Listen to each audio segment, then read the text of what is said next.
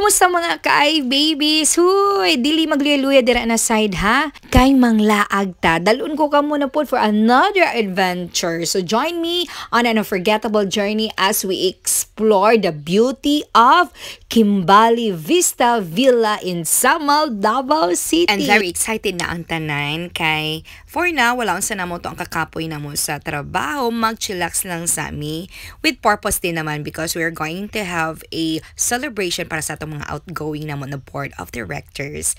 And swerte kaayo, mikidali ra kaayo ang amo ang pagsakay diri sa barge na usahabi ang maabtan isa ka oras, 2 ka oras, but swerte kaayo kay dali ra kaayo ang ato ang pagbiyahe ngadto sa Samal, Davao City. All my bags are packed. I'm ready to unsa man jud. And this is the view kung musakay ka sa maong Suffer Ferry. Og nidunggo na ta. From here to Kimbali, kinahanglan pa nato mo travel 45 minutes and abda na tag-ud to di ara. So nag-decide mi na mag-stop over lang sa kananan kay para makapaniud to ta og masud-an ang atong mga tiyan kay para di ta magsalimuang sa ato ang biyahe.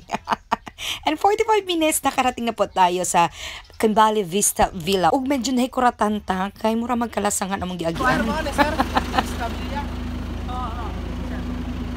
Og ni Ana man si Mano, yes na yes, ito po yung hinahanap nyo. So welcome sa Vista Villa, no? Ito yung kanilang staycation siya na area.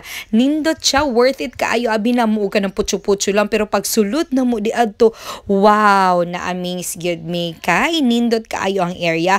Kompleto sa mga gamit. And then, nindot ka ilang customer service. Ang caretaker nila, ilaha jud kang abi-abihon o ilaha jud ka datong atiman. Gikan sa sulod, makita day nimo diri sa gawas ang ilang ginatawag na marag balcony nila o makita ninyo dira overview, nindot kaayo ang area, no? Ang kagubatan at ang karagatan ay iyong matatanaw. Og tungod kay na very amazed man jud ko mga ka-babies, no? Napakanta dayon ko og piliin mo rin ang Pilipinas, kapulo ang kwentas na perlas. Anon! Napa-Angeline balikin to. Ay, ginoo ko.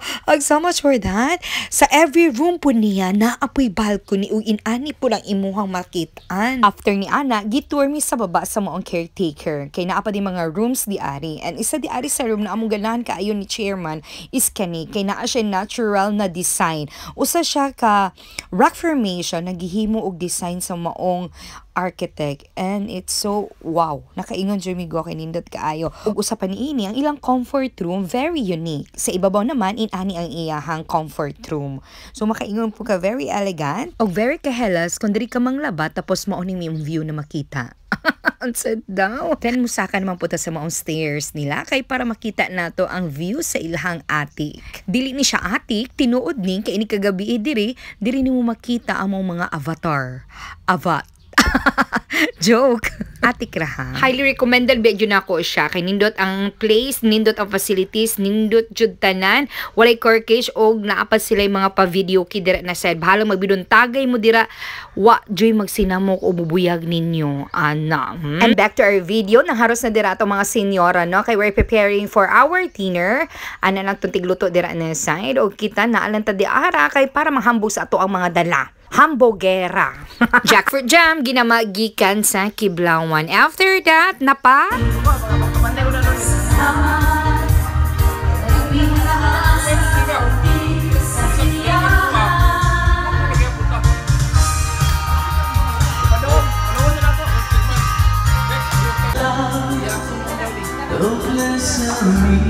Undang unang kanta. Shit, nindot ra kayong tingog.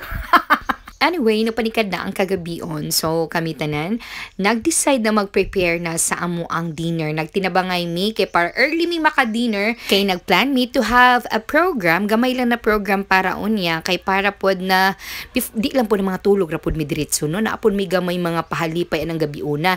So, while waiting, no, kay murag okay naman di ato sa kitchen, ako pod yung take ang opportunity na makita na ako, masilayan na ako ni ang kanindot yun sa nature, inig sunset, ana. So, nag-wonder lang ko, ana, na side, ug nga talikod island ang tawag, ana, na nag-atubang man.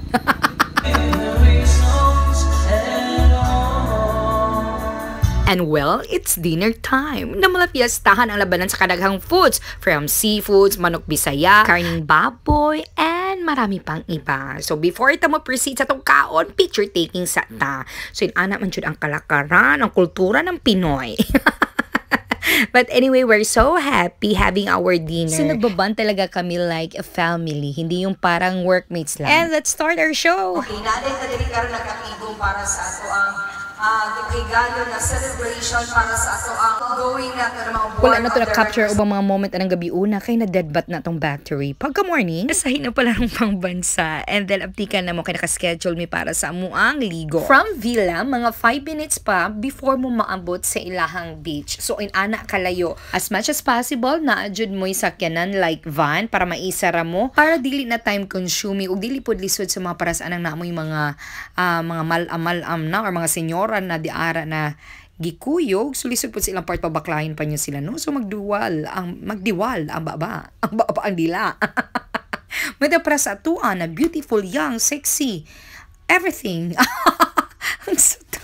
Imapatyan ta sa mga senyora. Of course, dili ta mga gwapa kung dili tungod nila, ana. So nagkakapuyusan na sa atong mga dala kay maligo na ta. Mawala na ang tanan, mabilin ang tanan, dili lang yun ang pagkaon. Kay later on mo ginatong dugukon, iniguman sa atong salom-salom. Og nakita na mo di ari na dili uso ang cottages. Talisay, sapat na, layo ta sa lagom pero duol ta sa mga burot-burot tungod sa tilas. Walang atong mga kauban dira nagsalom-salom na ako po gi-grab sa naka-opportunity na makita sa nato ang beauty sa Kimbali, Samal, Davao City. And so far, so good. Ang dagat is very nice. Kay limpyo siya. And aside sa limpyo siya, tugnaw po siya. Maski init ang panahon, tugnaw. So lamig yapon na pagsalom-salom. Ang imuhalandira na dapat magswalo ka kung magsalom kay arang kadaghang bato. Yes, daghang bato. Pero, so far, ma-enjoy jud ka kay aside sa limpyo ang dagat, pati po din ilang beach line nila, limpyo kayo kay adunay gyud mga tao na nagamintain sa kalimpyo sa karagatan. One of my favorite places sa Samal is ang Kimbali.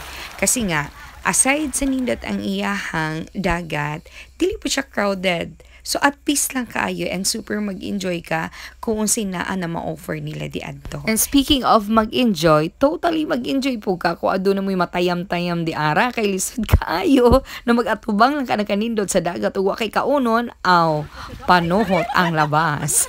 Grabing katawa-katawa and bonding na nabuhat na mo di ari kay of course layo kaayo ni ha from Digo City, so gi-enjoy gyud na mo ang moment na mo na naami dire. Like pud na sa inyo if na mo'y mga inanin mga banding, di magsig-emote, pag-enjoy, deserve ni mo maging happy. At hanggang dito na lang muna mga ka-i-babies. Salamat sa pag-join sa ating vlog sa Kimbali Vista Villa sa Samal, Davao City. Sana'y nag-enjoy kayo sa ating mga kwentuhan dito. Always remember, kolekta lang ng mga moments at hindi ng mga bad things ha.